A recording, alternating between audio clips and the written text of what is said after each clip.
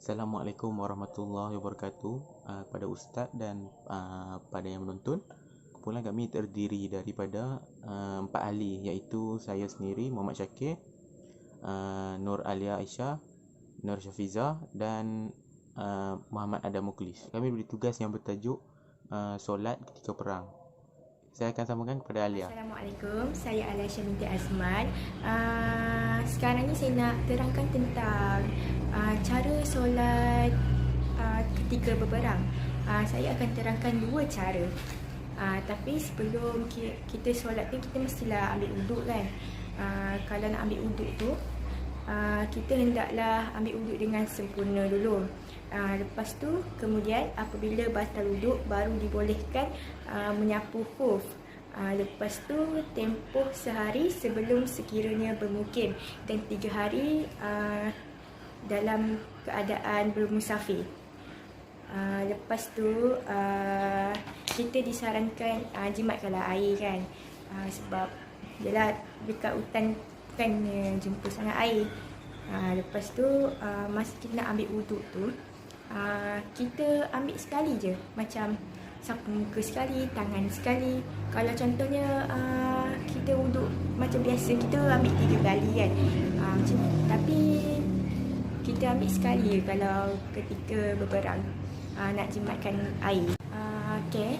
Saya nak terangkan tentang cara solat ketika berperang. Saya terangkan 2 cara. Lepas tu kawan saya akan terangkan 2 cara lagi.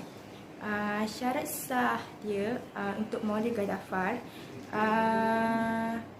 musuh bukannya datang dari arah kiblat ataupun dia datang dari arah kiblat, tapi ada penghadangnya. Lepas tu imam dia membahagikan jemaah kepada 2 bahagian. Bahagian pertama mengawal musuh. Kumpulan yang kedua adalah dia solat bersama imam. Lepas tu masa solat yang pertama tu, imam niat dengan solat fardu bersama jemaah yang kumpulan yang kedua. Lepas tu, kumpulan yang kedua solat bersama imam sehingga memberi salam. Kemudian kumpulan yang kedua tu teruslah pergi mengawal musuh. Semasa mereka tengah solat tu, kumpulan yang pertama tadi mestilah mengawal musuh. Jangan bagi siapa musuh pun ada dekat situ. Sampailah mereka habis solat. Lepas tu, solat yang kedua pula, imam tu mestilah niat dia solat sunat dengan jemaah yang kedua. Jemaah yang kedua tadi, yang mengawal musuh tadi.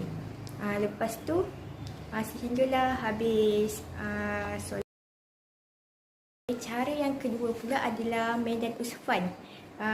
Syarat sah dia, musuh dia datang dari arah kiblat dan di sana tak ada penghalang antara musuh dengan tentera muslim. Lepas tu imam dia solat dengan satu jemaah saja. Dia tak ada macam bahagi-bahagikan tugas ke dia, berjemaah bersama-sama. Lepas tu tentera dia buat 2 ataupun 4 saf. Kemudian mereka solat tu, ketika imam rukuk, jemaah yang di belakang imam tu perlulah rukuk bersama-sama. Tetapi yang saf yang kedua tu pula, dia tak payah, dia jangan rukuk bersama imam sebab dia nak mengawal, nak tengok mana-mana musuh ke, dia mengawal kat situ. Itulah imam bangun untuk rakaat yang kedua. Apabila imam dan mereka yang bersama imam bangun untuk rakaat yang kedua, maka saf yang mengawasi tadi perlulah rukuk. Ketika itu saf yang bersama imam tadi pulalah mengawasi. Masa tu imam pulalah panjangkan bacaan sementara tunggu saf yang tadi tu bangun untuk rakaat yang kedua. Lepas tu rakaat yang kedua tu pula, saf yang kedua tu pula rukuk bersama imam. Lepas tu yang saf yang di belakang imam tu mengawasi keadaan sekeliling, mengawasi musuh. Lepas tu apabila imam dan yang mengikutnya duduk tasyahud, maka barisan yang mengawasi tadi tu hendaklah rukuk sehingga semuanya berada dalam tasyahud bersama imam. Akhirnya semua makmum pada setiap saf memberi salam bersama imam. Okey, seterusnya cara ketiga iaitu modul zat ariqah. Syarat dia, musuh bertebaran datang bukan dari arah kiblat bersama adanya penghadang antara musuh dan barisan tentera Islam. Imam membahagikan makmum kepada dua kumpulan, iaitu kumpulan satu mengawasi musuh dan kumpulan dua solat bersama imam secara berjemaah. Imam solat bersama kumpulan kedua di rakaat pertama. Apabila bangun untuk rakaat kedua, kumpulan kedua hendaklah niat mufarakah, iaitu berpisah, dan hendaklah mereka menyelesaikan solat mereka masing-masing sehinggalah memberi salam. Apabila selesai, hendaklah terus berjaga mengawasi musuh. Imam masih dalam keadaan berdiri pada rakaat kedua dan memanjangkan bacaan. Kumpulan satu pula mengikut imam sebagai makmum rakaat pertama. Apabila imam duduk tasyahud, kumpulan satu hendaklah bangun untuk menyempurnakan rakaat kedua dan imam duduk menunggu kumpulan satu duduk tasyahud bersama imam. Akhirnya, makmum kumpulan satu memberi salam bersama imam. Seterusnya ialah cara keempat, iaitu modul Sayyidatul Khauf, solat ketika pertempuran.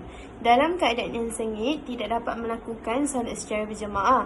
Solat boleh dilaksanakan dalam keadaan berjalan atau apa sahaja pergerakan yang termampu.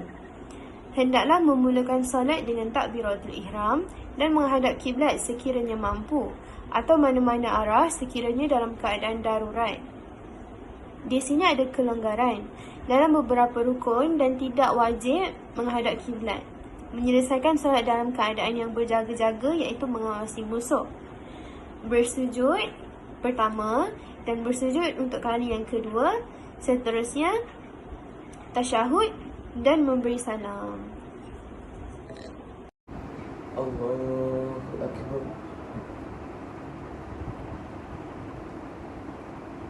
Allahu Akbar. Sami'allahu liman hamidah.